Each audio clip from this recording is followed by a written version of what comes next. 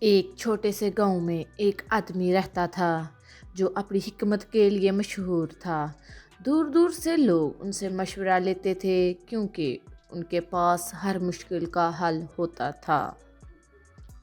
ایک دن نوجوان لڑکوں کے ایک گروپ نے عقل مند آدمی پر ایک چال چلنے کا فیصلہ کیا۔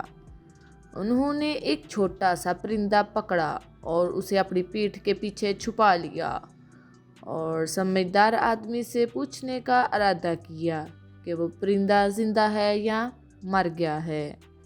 اگر سمجھدار آدمی کہتا کہ یہ زندہ ہے تو وہ اسے کچل کر دکھا دیں گے کہ یہ مردہ ہے۔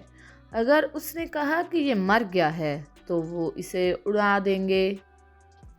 یہ ساری کہانی سوچ کر وہ عقل مند آدمی کے پاس پہنچے اور ایک لڑکے نے پوچھا کہ ہمارے ہاتھ میں موجود پرندہ زندہ ہے یا مر گیا ہے؟ عقل مند آدمی نے مسکرا کر لڑکوں کی طرف دیکھا۔ اس نے کہا، میرے نوجوانوں، جواب تمہارے ہاتھ میں ہے۔ عقل مند آدمی کے جواب سے لڑکے دنگ رہ گئے۔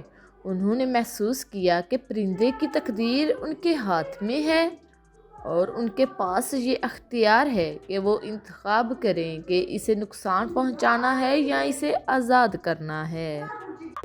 اس دن سے لڑکوں نے اپنے اعمال کے نتائج کے بارے میں غور سے سوچنا سیکھا۔ وہ سمجھتے تھے کہ حقیقی حکمت صرف جواب جاننے میں نہیں بلکہ صحیح انتخاب کرنے میں ہے۔